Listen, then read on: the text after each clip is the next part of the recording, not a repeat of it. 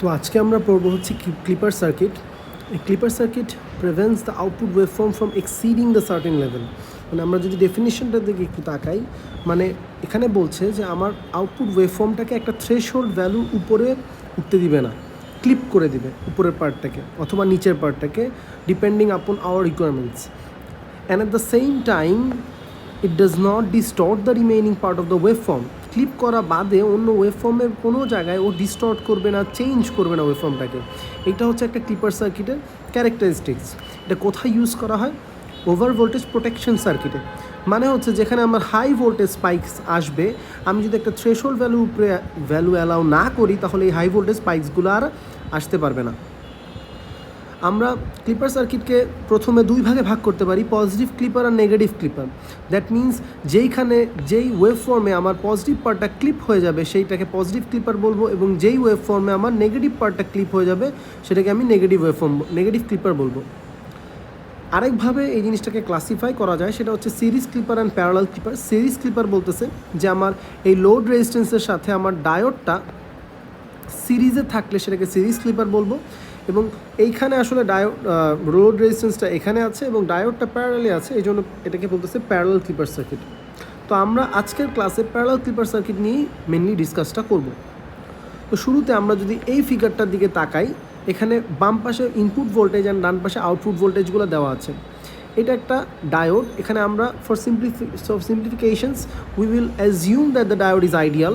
Now this is the P side and this is the N side, and আমার প্রথমে first half সাইকেলে এখানে positive এখানে negative হবে। দ্যাট মিনস এই ডায়োডটা অন থাকবে এবং এই ডায়োডটা শর্ট সার্কিট হয়ে যাবে, এবং আমরা দেখতে পাচ্ছি এইখান থেকে আমরা আউটপুট ভোল্টেজটা নিচ্ছি। যদি আউটপুট ভোল্টেজটা নেই তাহলে তো শর্ট সার্কিট হয়ে গেলে আউটপুট ভোল্টেজে তো কোনো ভোল্টেজ ড্রপ পাবো না আমরা।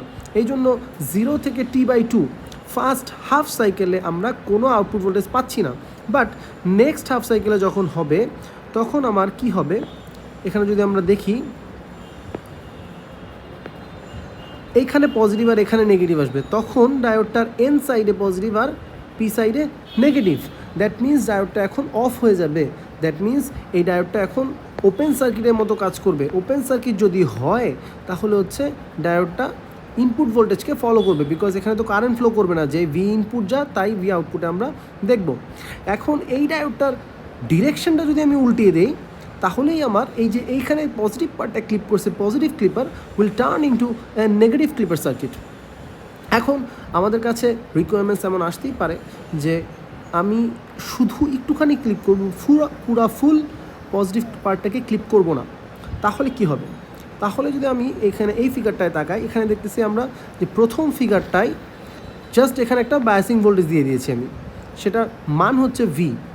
এখন আমরা যদি দেখি এই যে এই ডায়োডটার পি সাইডে আছে ভি ইনপুট অ্যান্ড এন সাইডে আছে ভি ইনপুট। যখন ভি চেয়ে বড় হবে তখন কিন্তু ডায়োডটা আসলে অন হবে। পি সাইডে হাই ভোল্টেজ থাকলে এন সাইডের চেয়ে তখন ডায়োডটা আসলে অন হয়, যেটা আমরা দেখতে পাচ্ছি যে V input will be greater than V, then ডায়োডটা অন হলো এবং ডায়োডটা শর্ট সার্কিট হয়ে গেল। তাহলে আমি আউটপুট ভোল্টেজে কী দেখবো? তাহলে আমি আউটপুট ভোল্টেজে বায়াসিং ভোল্টেজ যেটা আছে সেটাই আমি আউটপুট ভোল্টেজে পাবো। এখানে দেখতে পাচ্ছি যে এই যে ওয়েভ ফর্মটা আছে, ইনপুট ভোল্টেজের ওয়েভ ফর্মটা, এখানে কিন্তু এই পার্টটুকু হচ্ছে V input greater than V, এই পার্টটা। তো দেখতে পাচ্ছি সেখানে আমার আউটপুট ভোল্টেজটা ভিতেই ফিক্সড হয়ে গিয়েছে। এখন যদি আমি ভি ইনপুটটা যদি লেস দেন ভি হয় তাহলে কিন্তু ওয়্যারটা আর অন হবে না। কেন?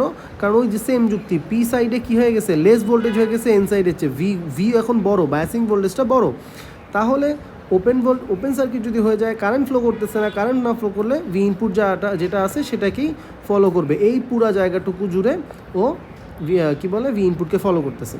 এখন এখানে হইতেই পারে যে আমি এইটুকু নিচের পার্টটুকু ক্লিপ করতে চাই, তাহলে আমি ডায়োডের ডিরেকশনও বদলিয়ে দিব এবং বায়াসিং ভোল্টেজের ডিরেকশনও বদলিয়ে দিব। এখন এইখানে নিচে আমি একটা সার্কিট রেখেছি যে এইখানে আসলে আউটপুট ভোল্টেজটা কেমন হবে। এটা যদি আমি দেখি এইখানে এই পার্টটা কি করবে, এই পার্টটাই কিন্তু আমরা মাত্র দেখলাম আউটপুটটা। এই পার্টটা হচ্ছে এই যে আমি বললাম যে নিচে যদি আমি কোনো কিছু ক্লিপ করতে চাই তাহলে আমি ডায়োডটা ডিরেকশনটা উল্টায় দিব এবং ভোল্টেজটা বায়াসিং ভোল্টেজটাও ডিরেকশনও উল্টায় দিব, পজিটিভ নেগেটিভ প্রান্ত। তাহলে আমি আউটপুটে কি পাবো? আউটপুটে পাবো হচ্ছে এইরকম একটা ক্লিপ, এইরকম একটা ক্লিপ। ঠিক আছে, এই যে এই পার্টটা একটু রাউন্ড হবে আসলে, যেহেতু একটা সাইনোসয়েড, এইভাবে করে দুই পাশেই ক্লিপ করতে পারতেছি আমি এই সার্কিটটা দ্বারা। তো আজকে আমাদের এই পর্যন্তই। I will like to give credit to all about electronics channel in YouTube, and also আমি তোমাদেরকে বলবো যে রবার্ট বয়েলস্ট্যাডের বইটা দেখতে অথবা বেলের বইটা দেখতে, যেখানে আরও ডিটেলসে ক্লিপার সার্কিট নিয়ে বলা আছে। Thank you.